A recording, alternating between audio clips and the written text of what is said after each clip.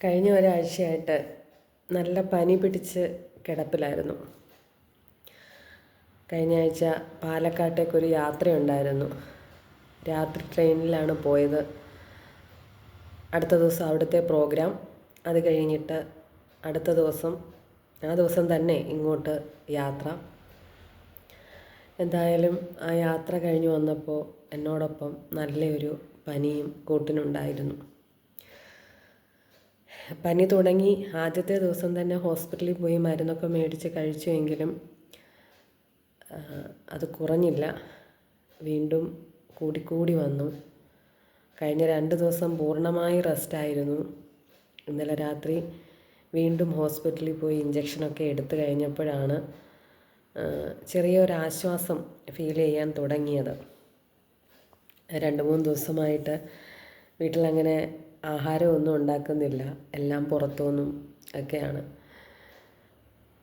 അപ്പോൾ ഒന്ന് വയ്യാതെ കിടന്നപ്പോൾ, നമ്മുടെ ദേഹം ഒന്ന് ആവതില്ലാതെ വന്നപ്പോൾ, ഒരു ദിവസം എത്രയെത്ര കാര്യങ്ങൾ ചെയ്തുകൊണ്ടിരിക്കുന്ന നമ്മളാണ് നമുക്കൊരു ചെറിയ പനി വന്നപ്പോൾ ഇത്രയും തളർന്നു പോയതെന്ന് ഞാൻ ഓർത്തു.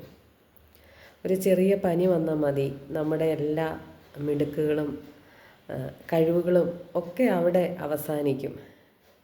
ഒരു കാപ്പി ഇട്ട് തരണമെങ്കിൽ പോലും വേറൊരാളുടെ സഹായമില്ലാതെ പറ്റത്തില്ല എന്നുള്ള അവസ്ഥ. അപ്പോൾ ഞാനിങ്ങനെ ഓർത്തു, പണ്ടൊക്കെ കൂട്ടുകുടുംബ വ്യവസ്ഥിതികളുണ്ടായിരുന്നു. അതിൽ ചില പ്രശ്നങ്ങളൊക്കെ ഉണ്ട്. എന്നിരുന്നാൽ പോലും കൂട്ടത്തിലൊരാൾ ഒന്ന് വീണു കിടന്നാൽ അവരെ ഒന്ന് കൈത്താങ്ങ് കൊടുത്ത് എഴുന്നേൽപ്പിക്കാൻ ആ കുടുംബത്തിൽ ആളുകളുണ്ടായിരുന്നു. ചില പരിഭവങ്ങളും പരാതികളും പ്രശ്നങ്ങളും ഒക്കെ ഉണ്ടെങ്കിലും അതിനതിൻ്റേതായ ഒരു സുഖവും ഉണ്ടായിരുന്നു. അപ്പോൾ ഞാനിങ്ങനെ ഓർത്തു, ഇനിയുള്ള കാലം, നമ്മുടെയൊക്കെ മക്കളുടെ കാലത്ത് വീട്ടിലെ ആണും പെണ്ണും ഒരുപോലെ ഏൺ ചെയ്താൽ മാത്രമേ ജീവിക്കാൻ പറ്റൂ എന്നുള്ള ഒരു സാഹചര്യമാണ്. അവിടെ തുല്യതയാണ്. അപ്പോൾ എല്ലാവർക്കും അവരുടേതായ തിരക്കും ജോലിയും ഒക്കെയുണ്ട്. കൂട്ടത്തിൽ ഇങ്ങനെയൊക്കെ ഓരോ സാഹചര്യങ്ങൾ വരുമ്പോൾ കൂട്ടുകുടുംബ വ്യവസ്ഥിതിയിലേക്ക് നമ്മുടെ കുടുംബങ്ങൾ എത്തിയാൽ അത് എത്രമാത്രം ഗുണകരമാകും എന്ന് ഞാനിങ്ങനെ ആലോചിച്ചു. പരിഭവങ്ങളും പരാതികളും എവിടെയാണില്ലാത്തത്? അത് നമ്മുടെ കുടുംബങ്ങളിലാവുമ്പോൾ, നമ്മുടെ രക്തബന്ധത്തിലുള്ളവർ തമ്മിലാവുമ്പോൾ നമുക്കതങ്ങ് ക്ഷമിക്കാവുന്നതല്ലേ ഉള്ളൂ. അതിനേക്കാൾ എത്ര മനോഹരമായ സുന്ദരങ്ങളായ ചില നിമിഷങ്ങളായിരിക്കും ഒരാൾക്ക് ഒരാപത്ത് വരുമ്പോൾ അവരെ ഒന്ന് സഹായിക്കാൻ പറ്റുക. നമ്മുടെ വീട്ടിലെ കുട്ടികളെയെല്ലാം നമ്മുടെ കുട്ടികളായി തന്നെ കണ്ടുകൊണ്ട് അവരെയൊക്കെ നമുക്കെല്ലാവർക്കും ചേർന്ന് വളർത്തിയെടുക്കുക. അവരിലെ തെറ്റുകളെ നമ്മളെല്ലാവരും ചേർന്ന് തിരുത്തിയെടുക്കുക.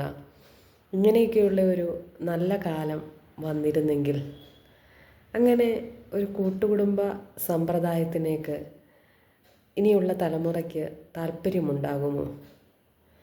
ഈ സമൂഹത്തിൽ ഇന്ന് നടന്നുകൊണ്ടിരിക്കുന്ന പല വിപത്തുകൾക്കും അത് ഒരു പരിഹാരമാകും എന്നു തന്നെയാണ് എൻ്റെ വിശ്വാസം. അങ്ങനെ ഒരു സുന്ദരകാലം നമ്മുടെ മക്കൾ സ്വപ്നം കണ്ടിരുന്നെങ്കിൽ എന്ന് ഞാൻ ആശിച്ചു പോയി.